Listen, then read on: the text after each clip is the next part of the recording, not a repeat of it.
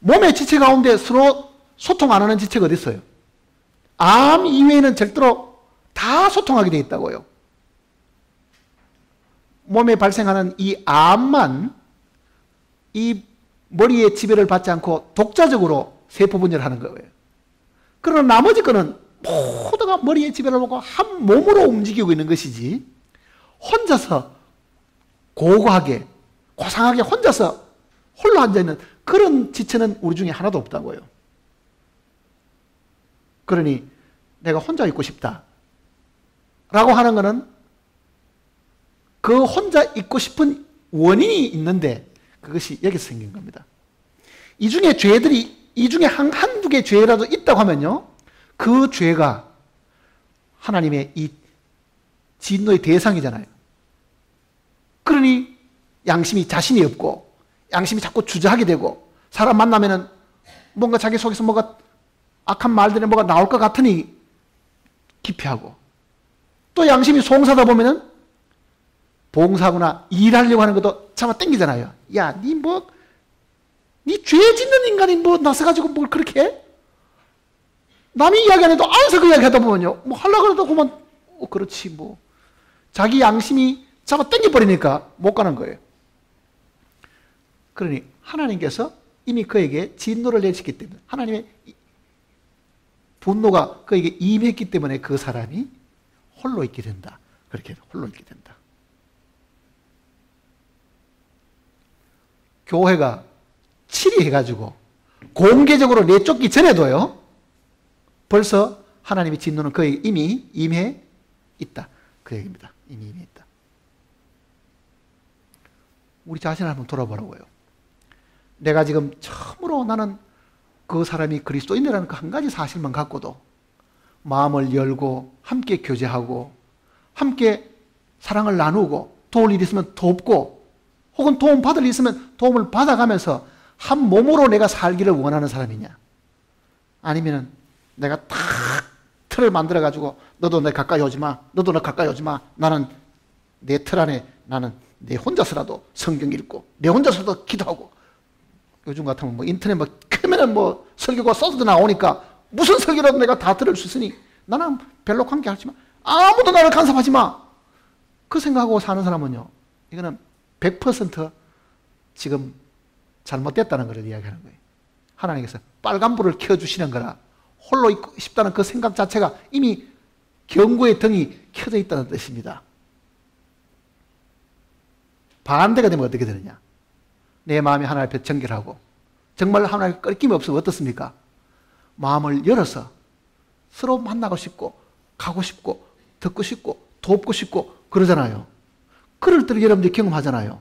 과거에는 내가 이러지 않았는데, 과거에 내가 정말 마음이 주님으로 기뻐하고 말씀으로 충만해 있을 때는 정말 내가 열려있고 내가 더 적극적이고 뭔가를 사람을 향해서 나아가던 사람인데, 지금은 내가 찾아가는 것도 귀찮고 찾아오는 것도 귀찮고, 그래서 나는 가만히 나 혼자서라도 그저 조용히 성경 읽고 살고 싶다.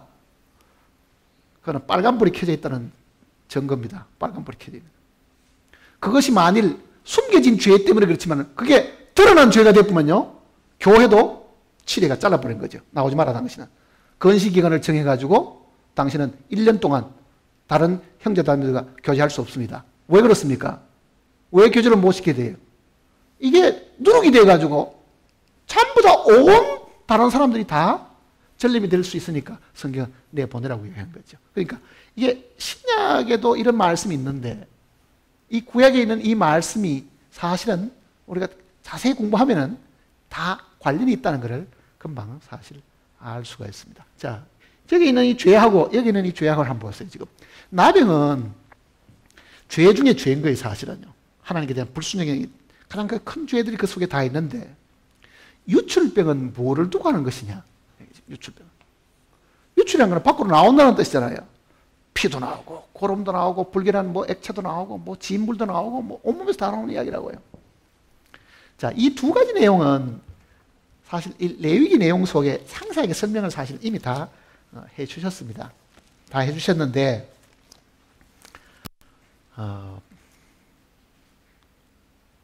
우리는 아직도 레위 공부를 제3은 공부를 했지 그 뒤에 부분은 사실 다 살펴보지는 않았습니다. 한두 구절만 우선 한번 찾아보십시다. 15장을 보시면요. 레위기 15장.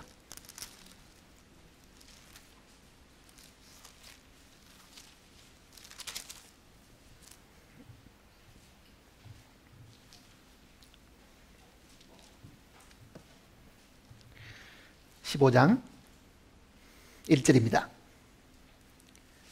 여호와께서 모세와 아론에게 말씀하여 이르시되 이스라엘 자손에게 말하여 이르라. 누구든지 그의 몸에 유출병이 있으면 그 유출병으로 말미암아 부정한 자라. 그의 유출병으로 말미암아 부정함이 이러하니 곧 그의 몸에서 흘러나오든지 그의 몸에서 흘러나오는 것이 막혔든지 부정한 즉 유출병이 있는 자가 눕는 침상은 다 부정하고 그가 앉았던 자리도 다 부정하니 그의 침상에 접촉하는 자는 그의 옷을 빨고 물로 몸을 씻을 것이며 저녁까지 부정하리라. 자, 유출병이 있으면 유출병자만 더러운 것이 아니고 부정한 자가 아니고 유출병자가 접촉하는 모든 것들도 다 부정해진다. 그게 사람이 됐든지 앉은 자리가 됐든지 유출병 환자가 거쳐가는 곳은 다 더러워진다. 그렇게 얘기하고 있잖아요. 거쳐가는 곳은. 그러니까 접촉한 것 모든 것이 다 더러워진다. 유출이라는 것은 몸 안에서 나오는 거잖아요. 사실은 몸 안에서 피가 됐든지 진물이 나오든지 고름이 나오든지 어쨌든 몸에서 뭔가가 자꾸 나와서 더럽히는 것인데 그게 보면 이제 그 뒤에는 굉장히 상세하게 다 나옵니다. 어떤 것들이 그 뒤에 있는 건 이 15장 내용이 상세하게 지금 나와 있는데 자, 이 내용이 먼저 기록이 되어 있고 이런 병이 있는 사람은 내보내야 된다. 예수님 당시에도 12년 동안 이 유출병 앓던 어느 여인이 주님을 접촉해서 낫게 되는 그런 신약의 기록도 사실 있죠. 그러면 유출병이 뭐를 두고 하는 것이냐? 이게 만일 불순종이 큰 죄라고 이야기하면 이거는 뭐를 두고 하는 이야기냐? 자, 구원은 우리가 받았는데도요. 우리 몸에서 끊임없이 나오는 게 뭐가 있어요? 구원받은 사람에서 뭐가 나와요? 욕도 튀어나오지요. 분노도 튀어나오지요. 한 번 나오고 안 나옵니까? 한 번 나오고 안 나오냐고요. 또 나오지요. 또 분노가 또 나오지요. 더러운 생각도 또 듣게 나오지요. 이 끊임없이 나오는 거잖아요, 이게. 그러니 구원을 받고 난 이후에 우리의 이 삶을 가만히 보면은요. 죄 사함 받은 거는 분명히 해도요. 우리도 끊임없이 이 유출병이 있듯이 뭔가가 안에서 밖으로 나오는 것이 있다. 그게 사람을 더럽힙니다. 내 입에서 나오는 이 불결한 말, 내 입에서 나오는 이 분노의 말, 내 입에서 나오는 이 거짓, 이 말들이 사람을 지금 더럽히고 있는 거예요, 지금. 그런 얘기도 보면은 중상모래가 하는 거 들어있잖아요, 여기. 이거는 유출병과 관계된 겁니다. 입이 더러운 사람, 입이 거친 사람, 그 입에서 늘 남을 비판하고, 남을 욕하고, 남을 판단하고, 앉으면은 남을 욕하는 사람 들어있죠. 이런 사람은 자기 몸에서 유출병, 피나 고름이 나오듯이, 진물이 나오듯이, 그게 계속 나오는 병으로 지금 인정을 하신 거예요. 이런 사람은 내쫓아야 된다 그러잖아요. 쫓겨나갈 사람 많죠, 가만 보면 이제. 그렇게 보면.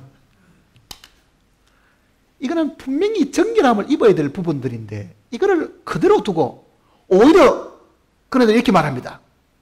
내니까 그런 말을 하지!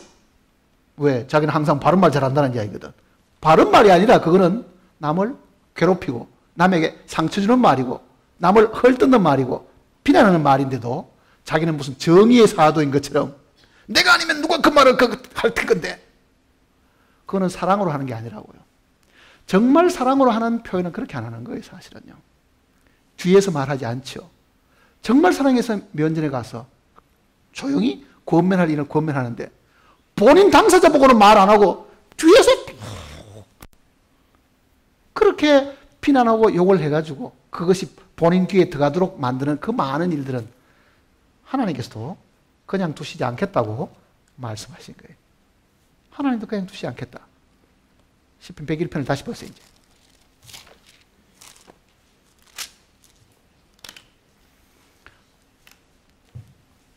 시편 101편입니다.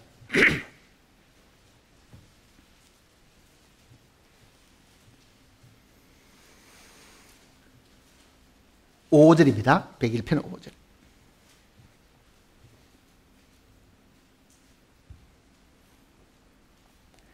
같이 읽어볼까요? 자기의 이웃을 은근히 헐뜯는 자를 내가 멸할 것이요 눈이 높고 마음이 교만한 자를 내가 용납하지 아니하나. 자, 자기 이웃을 은근히 헐뜯는다는 은밀히 헐뜯는다. 뒤에서 몰래 비난한다. 그 뜻입니다. 구원받은 사람이 정말 사랑으로 그 사람의 과오가 있다고 하면은 눈물을 가지고 가서 형제여 내가 보기에 이는 분명히 하나님 앞에 잘못된 것이니까 당신이 그 부분에 대한 것은 당신이 잘못했습니다. 이렇게 말하는 게 아니라 뒤에서 가십거리를 만들어 가지고 비난하라고 하는 그런 일들은 하나님도 용납하시는 일들이 아니다. 그 얘기잖아요. 하나님도 용납하는 게 아니다. 그게 지금 중상모략하는 거라고요. 중상모략. 자, 하나님의 교회 속에 중상모략하는 사람이 없으면은 왜 고린도전서 5장에 이런 구절이 들어있을까요? 그게 구원을 받은 사람들도 분명히 중상모략하는 사람이 많이 있음으로 인해 가지고 이런 사람들은 너희 중에서 내어 쫓아라. 내어 쫓아라. 얼마나 엄중한 이야기입니까? 그거는 교회의 질서를 유지하기 위한 것이 아닙니다. 뭐 때문에 그렇습니까? 하나님이 우리 가운데 거하시기 때문에 내가 너희 가운데 거한다. 그러니 나는 그런 죄와 더불어 함께 갈 수가 없으니 이런 자를 내보내야 된다. 하나님의 임재를 우리가 항상 누리려고 하면은 이거를 처리를 해야 된다는 걸 이야기하는 거예요. 개인도 마찬가지입니다. 내가 이런 죄를 그대로 두고 하나님이 나와 함께 계신다. 하나님이 내 안에 계신다. 그건 거짓입니다. 그렇게 안 되는 거예요. 교회도 마찬가지라고요. 우리 교회에 하나님 함께 계신다. 그 교회는 하나님이 떠나버렸다. 뭐 그런 말 가끔 듣죠. 눈에 떠나는 게 보입니까? 하나님 떠나는 게.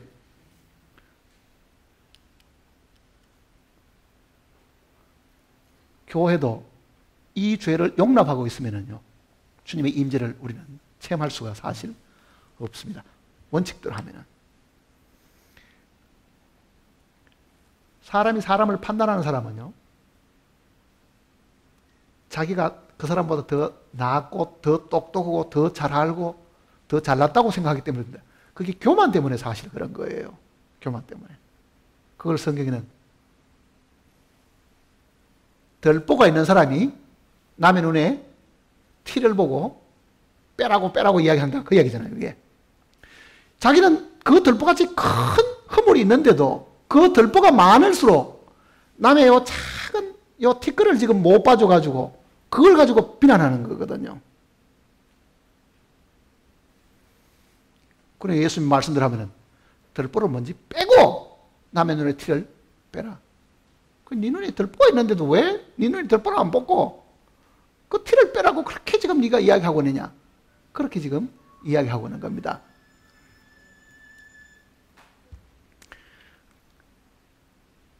그거를 성경에는 그 덜보를 가진 사람을 여기는 눈이 높고 마음이 어떻다고요? 교만하다고 얘기한 거예요. 눈이 높고 마음이 교만하기 때문에 항상 사람을 이렇게 무시하고 깔보고 그리고 판단을 한다는 뜻입니다. 그러니까 한번 생각해 보세요. 자기가 겸손하고 자기가 남보다 항상 모자란다고 생각하면은 남에 대해서 그렇게 말할 것이 없습니다. 내 앞도 지금 내 가림도 다 못하는데 남이 어떻게 가는 거를 그거 어떻게 돌아볼 시간이 어디 있어요? 자기 앞가림 하기도 힘드는데 그 자기 허물은 다 덮어버리고 자기는 아무 결점도 없는 사람같이 자기는 평생에 그런 죄는 한 번도 안 짓는 사람처럼 남이 조그만 허물이 있어도 그거를 뒤에서 계속 가십으로 만들어가지고 소문 퍼뜨리고 남에게 전부 다 그 사람을 창피하게 만들고 무시하게 만들고 불신하게 만들고 이간시키고 그런 일을 하고 있는 사람들이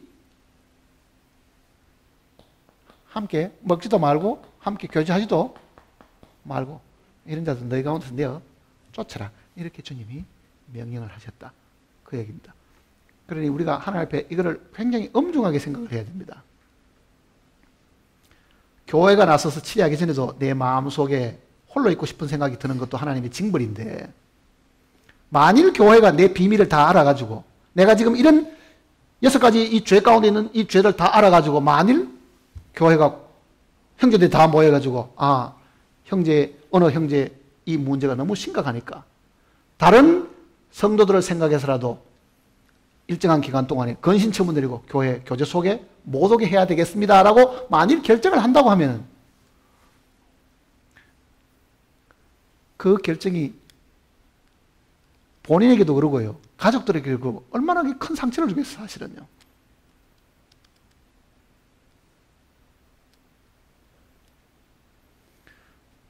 교회 안에 그런 일이 안 생겨야 됩니다. 가급적이면 치리하고 내보내고 하는 일들이 안 생겨야 되는 거예요. 그러나 하나님의 엄중하신 이 말씀대로 하면은 그런 몇몇 사람들이 온통 교회 전체를 타락하고 부패하게 만든다는 걸 성경이 분명히 가르쳐주고 있습니다. 자, 유출병 환자라는 것은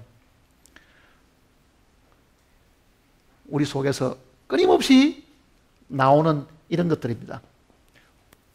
욕심을 따르는 탐욕도 그 속에 들어있죠. 절제 못하는 거, 음식도 절제 못하는 거. 그러니까 먹기만 하면 너무 좋아하는 사람들, 그저 입이 즐거우면 온 마음이 다 즐거운 사람들, 그것도 분명히 이거는 유출병 환자와 같은 겁니다. 하나님 앞에 언젠가 그 부분도 한번 정리를 해야 돼요. 내 혼이 좋아하는 어떤 취미생활, 우리가 어떤 생각하면요, 그게 무슨 예술 같기도 하고 좋아하는 문학 같기도 하고 무슨 취미생활 같은 것 중에서도 자기가 완전히 빠져있는 것을 자세히 보면은 어떤 일에 푹 빠져있는 거 보면요, 그거는 자기 속의 어떤 욕구 때문에 그런 겁니다. 욕구 때문에. 그런 부분들도 우리가 정리를 해야 될 부분이 있습니다. 정리를.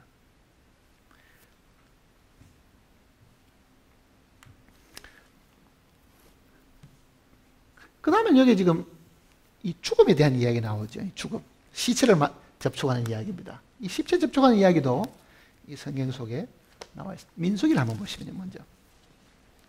19장입니다.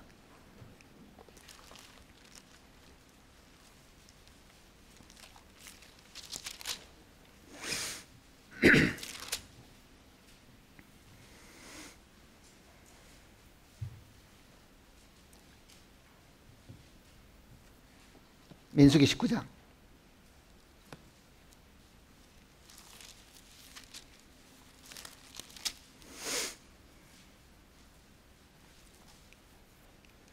(11절입니다) 19장 11절.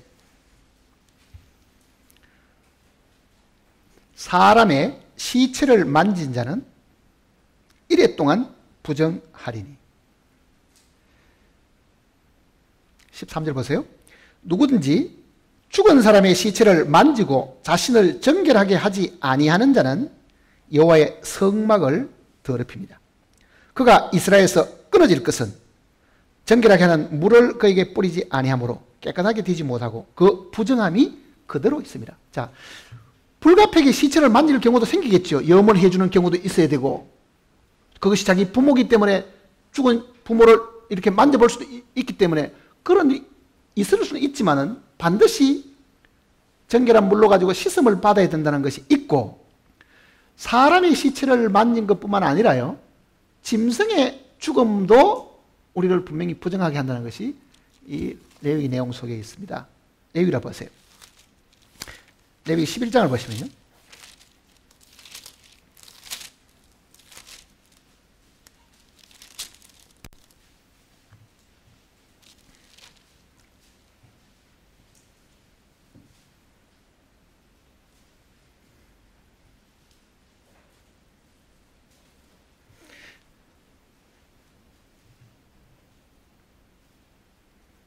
레위기 11장입니다. 24절입니다. 24절.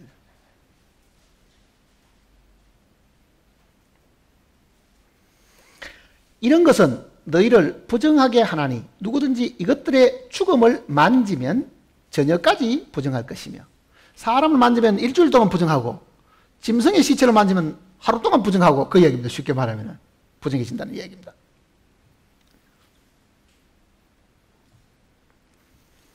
자, 죽음을 만지는 것이 왜 부정한가? 아니, 부모 시체를 만질 수도 있고, 뭐 장례 치러주려고 하면 시체를 가지고 갈 수 있는데 왜 죽음을 만지는 것이 부정한가? 왜 시체를 만지는 걸 성경이 부정하다고 이야기했겠는가? 죽음은 죄의 뭡니까? 결과라고 해서 사실은요. 그러니까 죽음 그 자체가 죄의 결과, 죄의 삭시잖아요, 이게. 그러니 죄로 인한 죽음이거든요. 모든 죽음이. 그러니 하나님 보시는 것은 죄도 부정하지만은, 하나님 보시기에는 죄도 거절하지만 죄의 결과도 거절해야 될 부분이 있는 거죠, 사실은. 자, 영적으로 보면은 이런 이야기입니다. 아담 안에서 모든 사람이 죽은 것 같이 그러잖아요. 그러니까 구원받기 전에 모든 사람은 하나님 보실 때는 죽어 있다 그러죠. 구원을 받았을 때 우리가 주님의 생명을 얻었기 때문에 우리는 영생을 얻은 사람이죠. 그러니까 죄 사함 받지 못하고 구원받지 못한 사람은 죽어 있는 시체들이고, 영생을 얻은 사람은 시체가 살아난 사람들인데, 이 살아난 사람이 아직도 죽어 있는 사람, 아직도 죄 가운데 있는 사람, 아직도 죄 사함 받지 못한 사람하고 접촉하게 되면 어떻게 된다고요? 부정해진다. 그 이야기입니다. 자, 오늘 여기에 예배당에 모였을 때 우리는 다 구원받은 사람을 만나고 있지만은, 내일부터 직장에 다시 돌아가면은 구원 안 받은 사람을 만나게 되겠죠. 그 사람들도 하나님 보실 때는 아담 안에서 다 죽은 사람들이잖아요. 그 사람들을 접촉하고 있는 동안에 내가 더러워진다. 더러워집니까? 안 더러워집니까? 그 사람들 만나면 귀도 더러워지고, 그 사람들 듣는 말 속에, 아이고, 앉으면은 무슨 여자 이야기고, 앉으면 무슨 뭐 돈 버는 이야기부터 시작해서 뭐 나쁜 짓 했던 이야기부터, 그러니 그 이야기를 듣는 동안에 양심이 어때요? 이게 더러워진다는 걸 금방 아는 거예요. 눈도 더러워지죠. 귀도 더러워지죠. 내가 접촉하고 있는 사람이 죽은 사람일수록, 이 시체일수록 내가 더러워진다. 그게 성경에 있으면 우리가 가르쳐주는 이야기입니다. 자, 하나님의 백성이 시체를 접촉하게 되면, 죽은 자를 접촉하게 되면 나도 모르는 사이에 더러움이 나에게 오염이 된다. 그거는 우리가 실제 살아가는 동안도 그걸 경험할 수가 있는 거예요. 그렇다고 하면 우리가 해야 될 일이 뭐겠습니까? 우리는 매일 매 순간 정말 하나님 앞에 자백을 통해 가지고 뭘 해야 됩니까? 정결함을 입어야 되는 거예요. 물을 뿌리다 그러잖아요.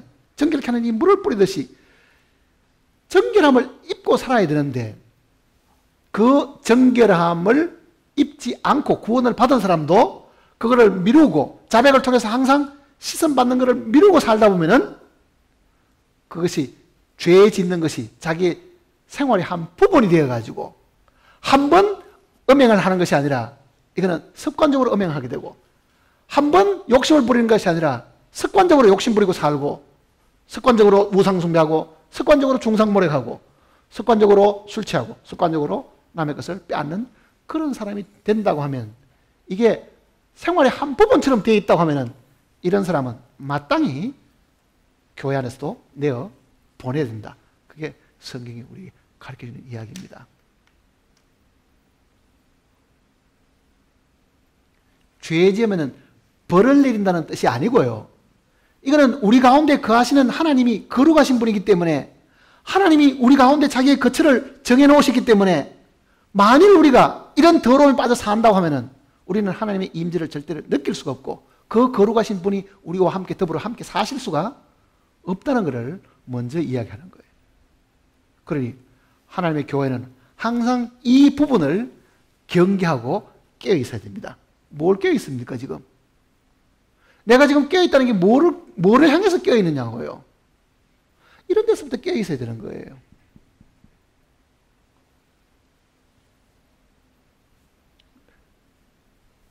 한번 생각해 보세요. 이 6가지 이 더러움 속에 내가 해당되는 것이 하나도 없어요, 지금?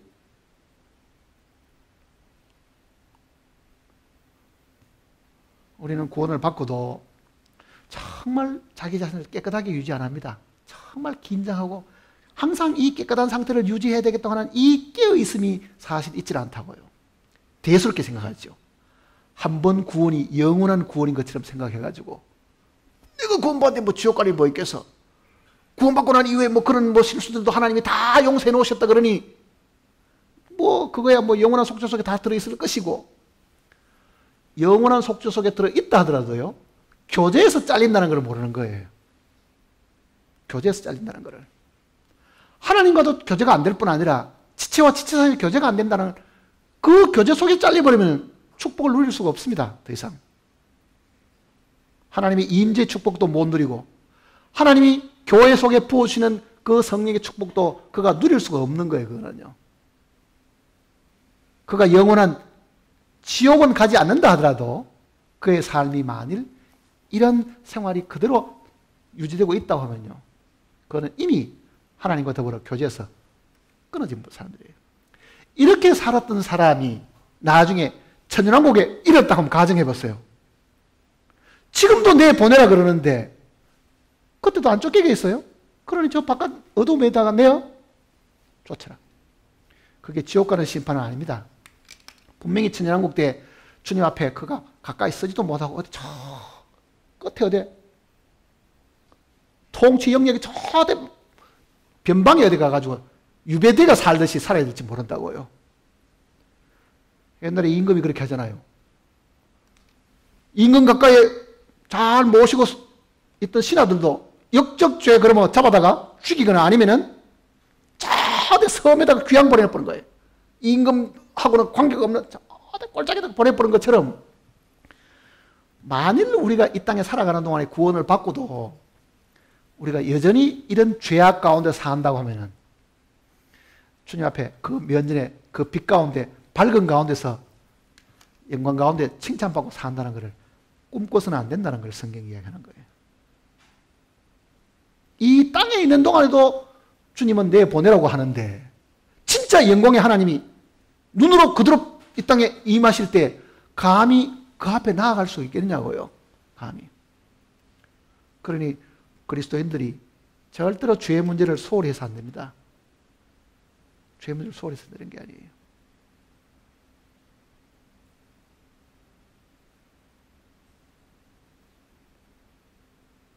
왜 신앙생활 가운데 힘이 없고, 왜 신앙생활 가운데 자신감이 없고, 왜 신앙생활 가운데 자꾸 외톨이로 자꾸 빠지고 싶고 뒤에 처지고 싶고 물러서고 싶고 동참하기 싫은가 하는 것을 생각을 해봐야 되는 거예요. 그게 우리가 숨겨놓은 죄 때문에 그렇다는 걸 사람들이 잘 모르고 있는 거예요. 당당하면은요, 빛 가운데로 나옵니다. 누구든지 자기 삶이 자신이 있고 떳떳하면은 다 빛으로 나오지만은요, 자신이 없으면은 빛 가운데로 나오기를 싫어하는 거예요. 누구든지. 왜? 숨겨진 죄가 드러날 것 같은 생각이 들잖아요. 이 비밀이 다 폭로될 것 같은 생각이 드니까 빛 가운데로 나오기를 꺼리는 거예요. 그게 요한복음 여러분이 외우시는 그 내용 속에도 있잖아요. 빛으로 나오기를 두려워하는 거예요. 사람들이. 빛으로 나오기. 교제 속에 나오기를 겁을 내잖아요. 하나님의 임재 가운데 나오기를 두려워하는 이유가 죄 때문에 그렇다는 걸 성경이 이야기하고 있는 거예요.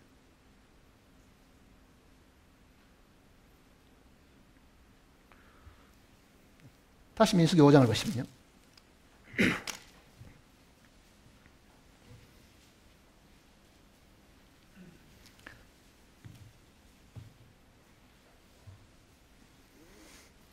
(3절입니다) 남녀를 막론하고 다 진영 밖으로 내어버려 그들이 진영을 더럽히게 하지 말라. 자, 문둥병이 있고 유출병이 있는데 개인의 나병 환자나 개인의 유출병, 개인의 이 죽음을 접촉한 이런 일들이 이 개인의 문제로 끝이 안 나고 어디에 영향을 미친다고요? 진영을 더럽게 한다. 그러잖아요. 진영을 더럽게 한다. 내가 지은 죄가 내 혼자로 끝이 안 나고 하나님이 교회에게 이거는 엄청난 영향을 준다는 이야기입니다. 만일 구원받은 그리스도인 가운데 음행을 행하고 탐욕을 부리고 이렇게 이거를 습관적으로 살아가는 사람이 있다고 하면은 이게 그 사람 개인의 죄로 끝이 안 나고 하나님의 교회를 더럽힌다. 그래서 하나님의 교회를 더럽힌다. 이스라엘 백성들은 그 진영을 더럽히기 때문에 내보내야 되고, 오늘 교회는 하나님의 이 몸된 교회가 이런 더러운 사람들 때문에 교회가 더럽혀지기 때문에 이걸 내보내라는 거예요. 교회가 더럽혀지기 때문에. 누구든지 하나님의 교회를 더럽히면 하나님이 심판하시리라 그러잖아요. 하나님이 심판하시리라. 내가 숨겨놓은 이 죄, 내 혼자만 알고는 이 비밀스러운 죄가 하나님의 교회에게 영향을 준다고 한 번이라도 생각해 본 적이 있습니까? 굉장히 큰 문제라고요. 왜? 구원받은 그리스도는 더 이상 개인이 아니고, 이거는 몸에, 하나님의 이 큰 교회라는 이 그리스도의 몸의 한 부분이기 때문에 반드시 영향을 주게 되는 겁니다. 반드시 영향을 주는 거예요. 하나님의 몸된 교회가 더럽힘을 받으면 이 몸된 교회를 하나님이 지키려고 하시지 않겠냐고요. 이거를 깨끗하게 유지하시려고 하시지 않겠냐고요. 이게 하나님께서. 다른 지체를 생각해서라도. 하나님이 그만큼 신경 쓰는 만큼 내가 하나님의 교회를 그만큼 아끼고 그만큼 깨끗하게 유지하려고 마음을 먹는다고 하면요, 개인뿐만 아니라 이 교회가 정말 복된 교회가 사실 된다고요. 우리는 거짓말하고 남을 속이고 사기치고 그런 많은 죄들 짓고도 자기 죄, 이게 자기 혼자의 죄라고 생각하고, 이거 언젠가 뭐 내 혼자 이 문제 해결하면 끝이야 이렇게 생각하지만은 하나님의 관점은 전혀 다르다는 것을 기억하셔야 됩니다. 전혀 다른 거예요. 그러면 하나님의 교회를 더럽혔으니 마땅히 하나님은 그 사람에 대한 징벌을 내리는 것은 당연한 이야기겠죠. 그러니까 누구든지 하나님의 교회를 더럽히면 하나님이 그를 심판하시리라. 그래서 하나님의 교회를 더럽히면.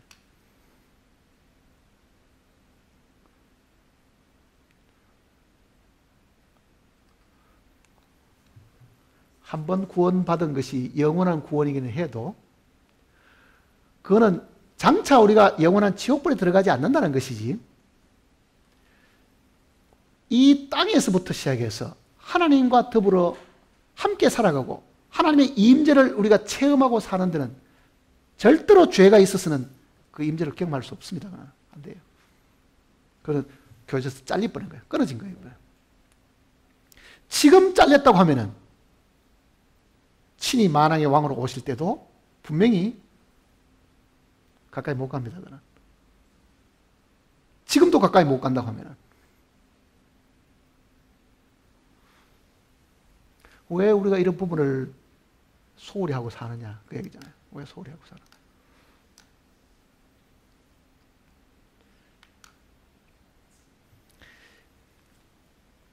(5절부터) 나오는 이야기는 이 한 내용을 지금 이 세 가지 이야기를 지금 해주고 있는데, 앞부분은 지금 지금 밖에 내보내야 될 사람을 이야기하는 것이고, 만일 두 번째 5절부터 지금 이 10절까지 있는 이야기는 어떤 사람이 사람과 사람 사이에 어떤 문제가 있으면은 이걸 어떻게 해결해야 되는가, 그 부분에 대한 이야기가 있고, 11절부터는 충격적인 어떤 이야기 하나 기록이 되어 있습니다. 자, 5절부터 10절까지 있는 이야기는 사람 사이에 어떤 문제가 생기면은 5분의 1을 이자처럼 붙여가지고 갚아야 되지, 실제 자기가 잘못한 것만 해결해서 되는 것이 아니다. 그 이야기가 기록되어 있습니다. 물론 이건 우리가 레위기 공부할 때도 한번 공부한 적이 있습니다. 속건제에 대한 이야기를 공부할 때 이 내용을 한번 이야기한 적이 있는데 5분의 1을 더 보태가지고 갚아야 된다. 자, 사람과 사람 사이 문제가 생겼습니다. 내가 어떤 사람에게 피해를 입혔으면은 피해 금액이 100만 원이면은요, 갚기는 어떻게 갚으라고요? 120만 원 갚아라. 그 얘기잖아요. 120만 원 갚아라. 그런데 우리는 100만 원도 잘 안 갚으라 그럽니다. 어떻게 합니까? 이렇게 합니다. 두 사람 사이 문제가 생겼습니다. 고민하다가 화해를 해야지. 화해하러 갔습니다. 자기가 잘못한 만큼만 이야기하는 겁니다. 요거는 내가 잘못했고 여기까지는. 나머지는 니도 잘못한 게 있다. 그거는 5분의 1을 더 보탱이라 5분의 1을 깎으면서 이제 흥정하다시피 해가지고 사과하는 것이라고요, 사실은요. 실제 어떤 사람에게 정말 자기가 잘못했으면요, 이거를 120%를 갚아라는 이야기죠. 120%를. 자, 이 내용을 지금 다 공부하기는 시간이 지금 제가 합니다. 나중에 레위기 우리 제사 공부했던 그 설교를 한번 들어보시면 그 내용이 나오는데, 지금 11절부터는요, 이런 이야기가 기록되어 있습니다. 자, 11절 한번 보세요. 여호와께서 모세에게 말씀하여 이르시되 이스라엘 자손에게 말하여 그들에게 이르라.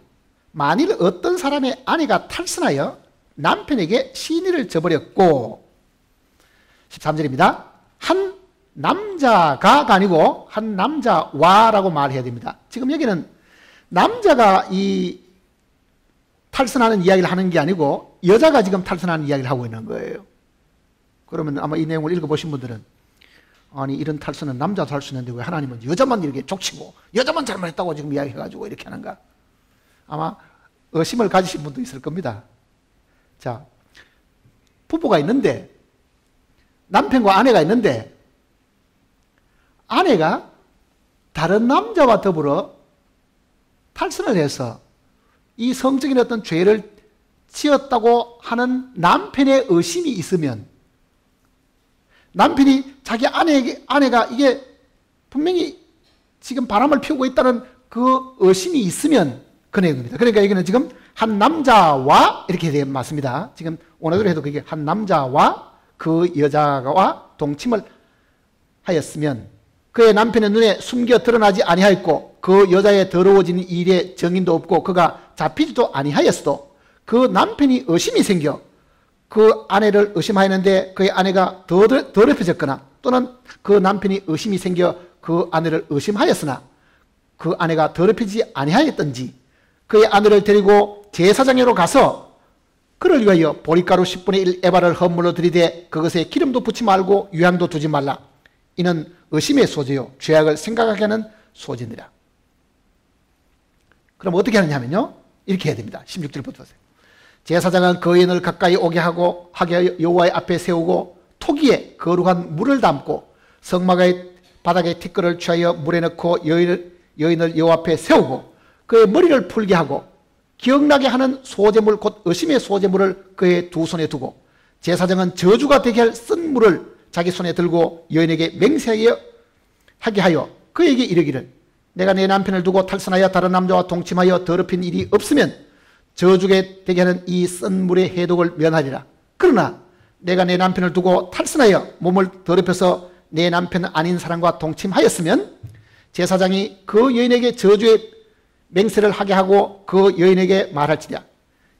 여호와께서 내 넓적다리를 마르고 내 배가 부어서 내가 내 백성 중에 저주거리 맹세거리가 되게 하실지라.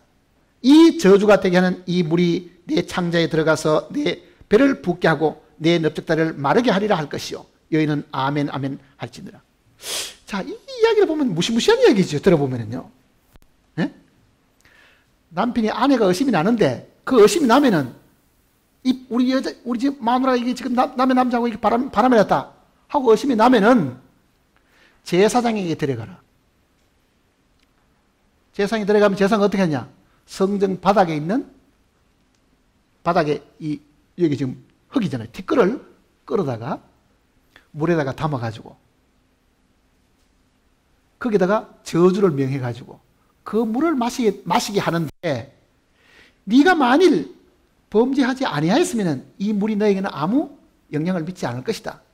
근데 네가 만일 거짓말을 한다든지 하면은 네가 이 저주의 물을 마시면은 네 넓적 다리도 마르게 되고 네 배가 이렇게 부어서 네가 분명히 하나님의 징벌을 받게 된다. 그렇게 지금 하는 이야기입니다. 아니 남자도 바람 피우는데 그럼 남자는 왜 그런 일 안 하는데?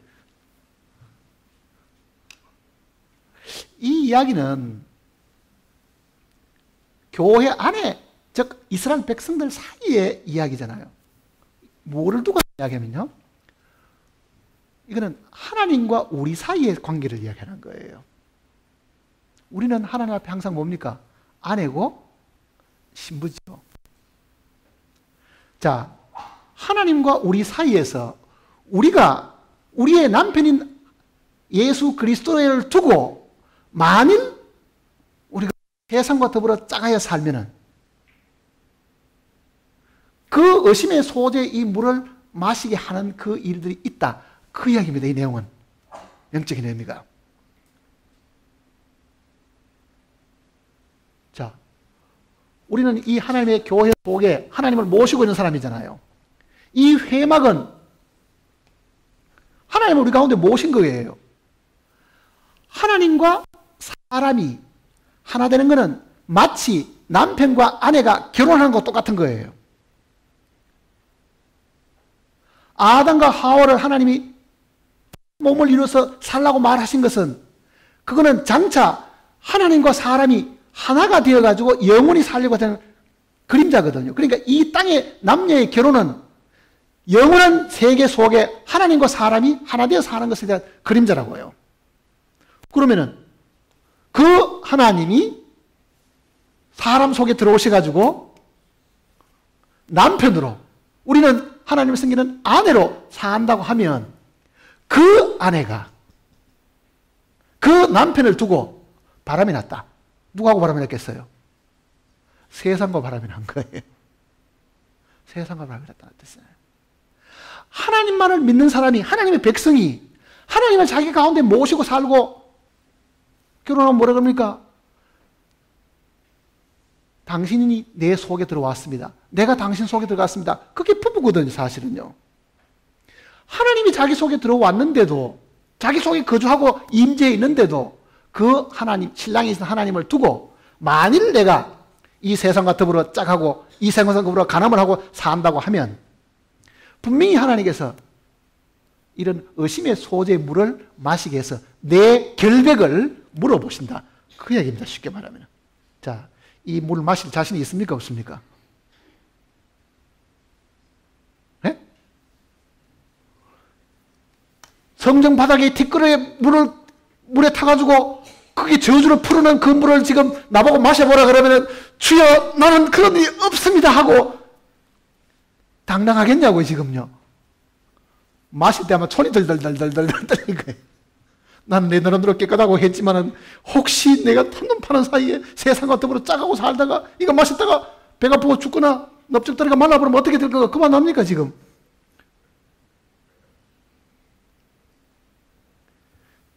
이거를 만약 우리가 마음에 항상 두고 산다고 생각해 보세요.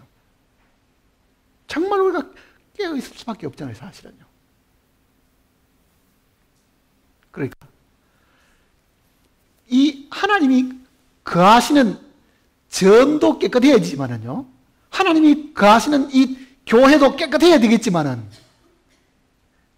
그 교회 살고 있는 그 개인 하나하나가 정말 하나님이 자기 속에 들어오셨다고 하면은 이제는 그 예수님이 나의 신랑이시니까 정말 내 마음과 생각과 뜻과 정성은 다 그분에게 쏟아 부어야 될 것이지 그거를 남에게, 세상에게 갖다 부었을 일이 아니다. 그거를 지금 이야기해 주는 거예요.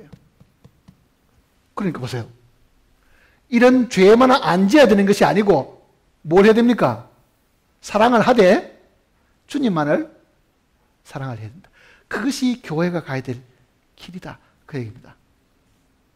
그것이 하나님이 사랑 가운데 임하신 것이고 하나님이 사랑 가운데 들어오셨다는 것은 하나님이 내 안에 들어오셨다는 것은 이 마음 속에 내가 사랑하는 아내가 있고 사랑하는 남편이 있지만은요, 실제 이 영 안에 들어오신 것은 하나님 자신인데 신랑으로 우리 속에 들어오셨으니 그 얘기입니다. 하나님이 우리가 영원히 하나 되기 위해서 결혼하시기 위해서 우리 속에 들어오셨으니 그 결혼한 그 남편에게 우리가 정조를 지켜야 되는 것처럼 우리도 하나님께 정조를 지키고 살아야 된다. 그거를 이야기하려고 하는 거예요. 야고보서를 보세요. 4장입니다.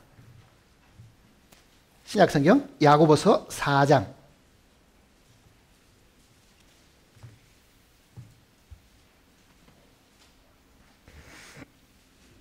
4장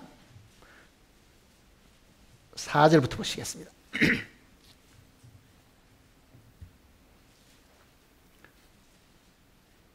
4절과 5절을 다 같이 읽어보겠습니다. 가늠한 여인들아, 세상과 벗된 것이 하나님과 원수됨을 알지 못하느냐. 그런즉 누구든지 세상과 벗이 되고자 하는 자는 스스로 하나님과 원수가 되는 것이니라. 너희는 하나님이 우리 속에 거하시는 성령이 시기하기까지 사모한다 하신 말씀을 헛된 줄로 생각하느냐. 자, 하나님이 우리를 시기하신다. 뭘 시기해요? 하나님을 두고, 남편인 하나님을 두고 세상을 남편처럼 생각하고 거기에다가 정을 두고 거기에 마음을 다 뺏기고 살면은 하나님이 나를 질투하신다. 그 이야기잖아, 이 내용이. 하나님을 시기하게 해가 되겠느냐, 그 이야기입니다. 쉽게 말하면은. 시기는요, 사랑을 해야 시기가 생기지 미워하는 사람에게 시기가 안 생깁니다. 안 그렇습니까? 내가 정말 사랑하는 사람이 남을 사랑하면은요, 질투가 생기는 것이 시기잖아요, 그게.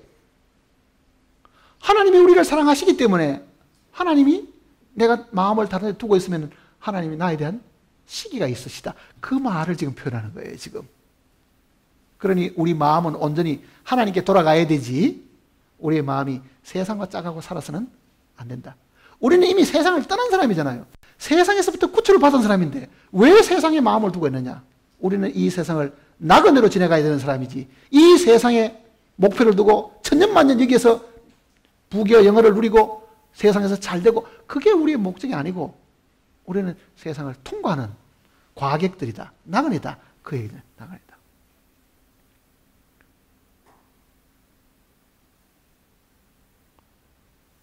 자, 하나님이 광야에 나와 있는 이 이스라엘 백성에게 요구하는 요구가 크죠. 예? 자기 백성 속에 들어와서 사시는데 이 더러움도 없애야 될 뿐 아니라 그네들에 대한 요구가 굉장히 크죠. 왜 그렇겠습니까? 하나님이 그 백성을 사랑하시기 때문에 사시는 거잖아요. 하나님이 나에 대한 요구가 크다는 거는요, 하나님이 그만큼 나를 사랑하고 있으시다. 그 얘기입니다. 사랑하고 있으시다. 그래서 질투가 있다. 내가 마음을 어디 조금만 빼앗겨도 하나님 나에 대한 질투가 있으시다.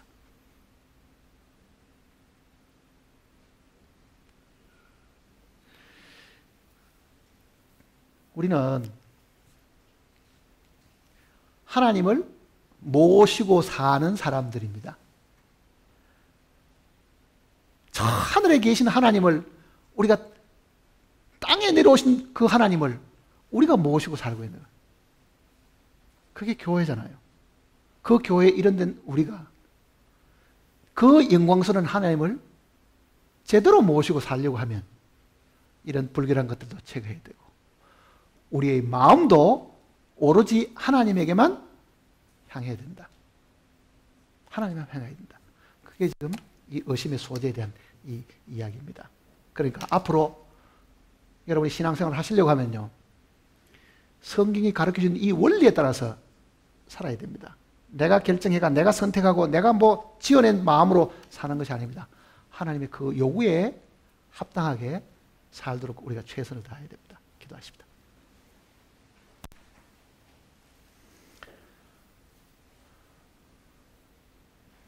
아버지 하나님, 우리는 이미 세상에서 구출을 받았고 하나님을 우리 가운데 모셔드린 하나님의 백성들입니다. 그러나 이 하나님의 백성에게도 여러 가지 더러움이 있다는 걸 주님께서 보여주셨고, 세상을 향하는 마음이 있음을 우리를 하여금 깨닫게 해주셨습니다. 하나님, 우리는 이 말씀을 들을 때 참으로 우리의 모습도 이러함을 우리가 인정하지 않을 수가 없습니다. 그러나 매일매일 삶 속에 주님께서 자백을 통해서 우리를 항상 정결하도록 길을 허락해 주셨습니다. 주님의 이 보혈을 통해서 우리는 매일같이 씻음을 받고 항상 깨끗한 마음과 정결한 마음과 온전한 마음으로 하나님을 사랑하게 하셨으니 이제 우리가 항상 깨어서 죄로부터 떠나고 우리의 마음이 세상에 빼앗기지 않도록 항상 우리 자신을 지키는 저희들이 되게 도와주시옵소서. 주님의 오심이 가까운 이때에 저희들이 정말 정신을 차리고 온전한 마음으로 주님을 섬기다가 주님을 만남으로 주님께로부터 착하고 신실한 종이라는 칭찬을 받을 수 있는 저희들이 되게 인도해 주시옵소서. 우리를 죄악 가운데서 구원하시고 지금도 하늘 성소에서 우리의 모든 연약함을 대신 강구하시는 주 예수님의 거룩하신 이름으로 간절히 기도드립니다.